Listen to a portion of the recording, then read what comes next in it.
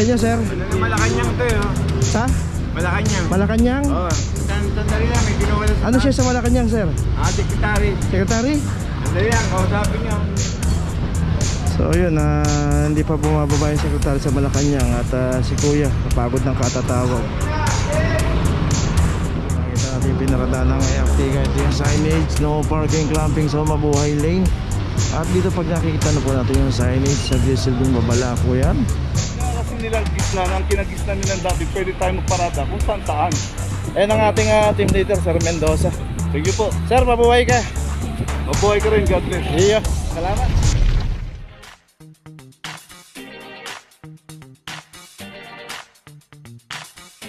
Papajo TV!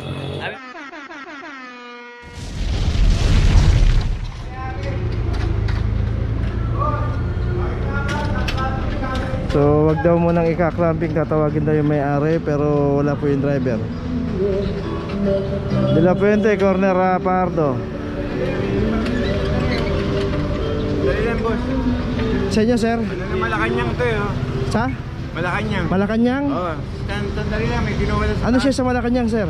Sekretary. Secretary? Sandali lang, kausapin niyo. Nakram na yan, nakram. 2442. Secretary daw sa Malacanang. Ayun na!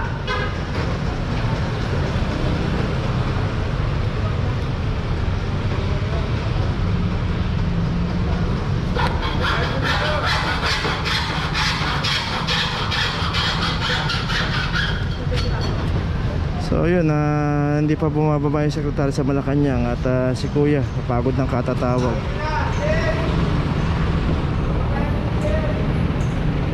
Okay, tuloy pa rin ang effort ni kuya. Tuloy na po tayo.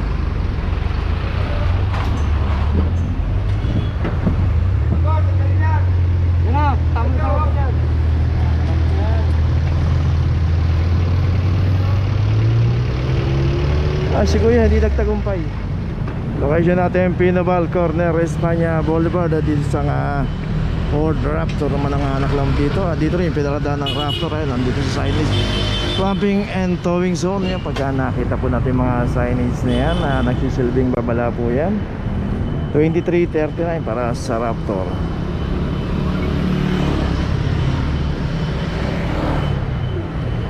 At dito rin sa kahabaan ng Pinobal yan, pagtawid ng Espanya Boulevard, yung side na yon, doon ang pay parking. Pero dito bawal po. So dito merong terminal ng tricycle. Ayan. Dito sila tinalaga para terminal. At itong Raptor meron ng notice. Tuloy na po tayo. Location natin G. Tolentino Street, corner Loyola Street.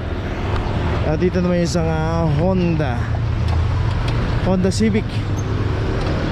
Dito rin sa pinarada ng Honda Civic, kaya naklam street corner. Dito naman makikita natin sa kahaba ng J. Tolentino Street, both side may nakaparada. Pero wag po tayo paparada ng street corner, kasama po sa inuhuli ng clamping operation. Yan, nandun po yung sa notice na ini-issue, yung street corner. 23.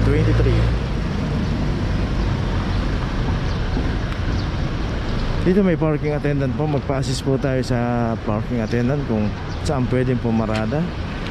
At magpa-ticket tayo at ilagay po natin yung ticket dyan sa wiper o kaya sa loob ng dashboard. Pero pag naka-street corner at naka-double parking po tayo, puhuliin po kayo ng clamping operation. Kaya dapat iayos na natin. Tuloy na po tayo. Location natin Earnshaw, corner Extremadura. Ayan, Extremadura at saka Loyola Street. Dito isang Port Everest Club number 2439. Dito lang, dito malapit sa may isang bus terminal. Ayan na naman, ang dami na naman nakaparada rito. So ganun po kasi nangyayari pag may nakaparada, nagkagayahan.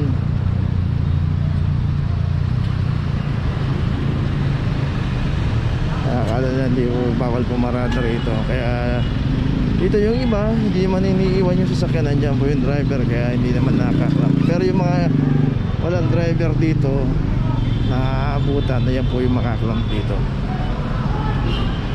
Fortuner, yan, may tumatawag na naman. 23.80 para sa Fortuner. Yay! Traffic. So iba rito may mga driver. Ito, nag-aalisa na.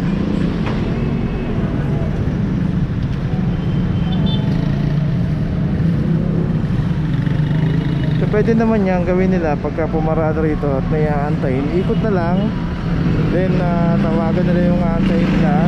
At wala pa, ikot ulit para di sila makabog lang iiwan yung sasakyan dito talaga.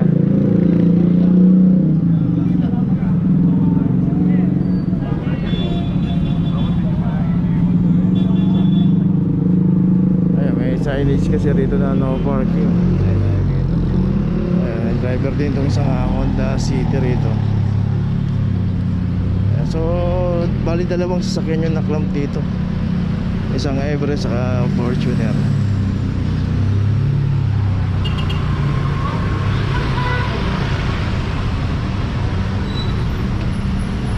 Nandiyan pa yung ano na dapat. Okay, may notice na yung Fortuner.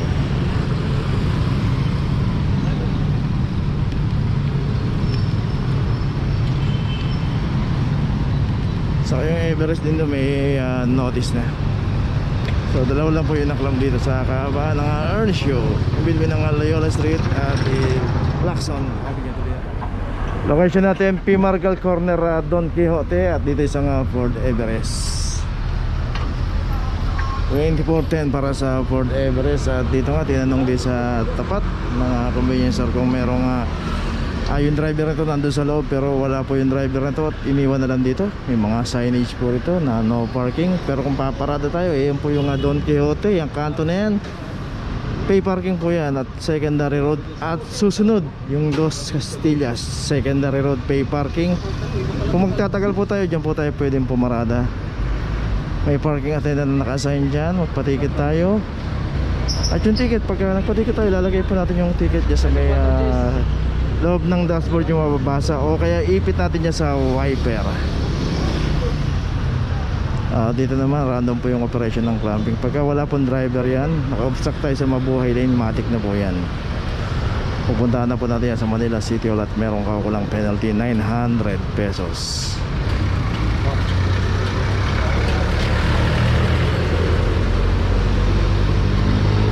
Okay, may notice na, tuloy na tayo. Location natin si P. Margal Corner, Seaside Street. At dito isang Innova 2331. At dito naman sa kahabaan ng P. Margal, Mabuhay Lane.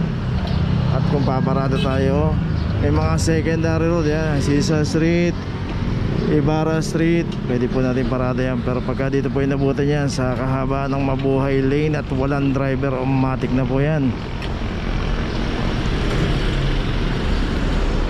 Dito lagi po tayo nagpapaalala, huwag po nating iiwan yung ating mga sasakyan sa kahaba ng Mabuhay Lane kung saan po dumadaan po ang clamping operation. Okay, itong Innova may notice na. Ayun, naka-alarm pa. Tuloy na po tayo. Location natin Laonla, ang corner Miguelin. At dito naman isang expander ang naklam dito at wala ring driver. From number 2442 para sa expander. At dito rin sa kahaba ng Laonlaan, Mabuhay Lane, camping zone area. At kung paparada tayo, pasok po natin sa mga secondary road o kaya mga pay parking.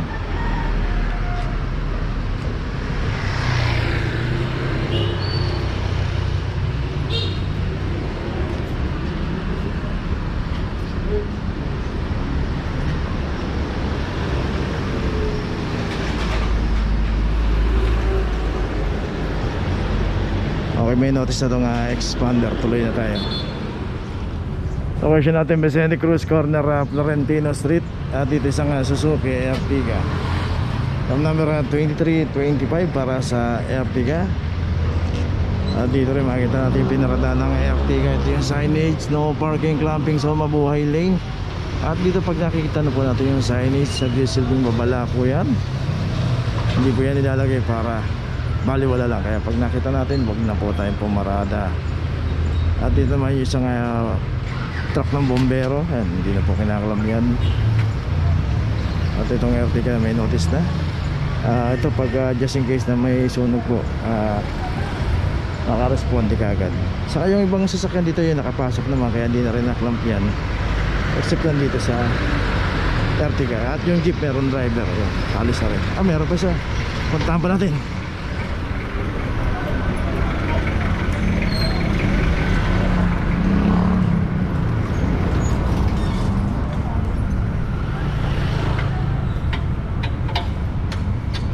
At dito na isang Honda HRV naman yung naklam dito. Clam number 2437. Walang driver kaya naklam.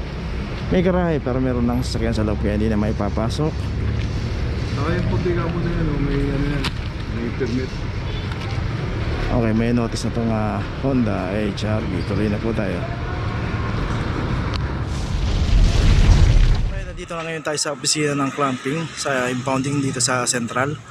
Dito na po nagtatapos ang ating vlog. Maraming salamat po sa mga subscriber, sa mga viewers, sa mga napadaan po sa ating channel. Maraming salamat po sa mga suporta nyo. Sa mga hindi pa po nakakapag-subscribe, subscribe na po tayo mga kabayan. Maraming salamat po. Mabuhay!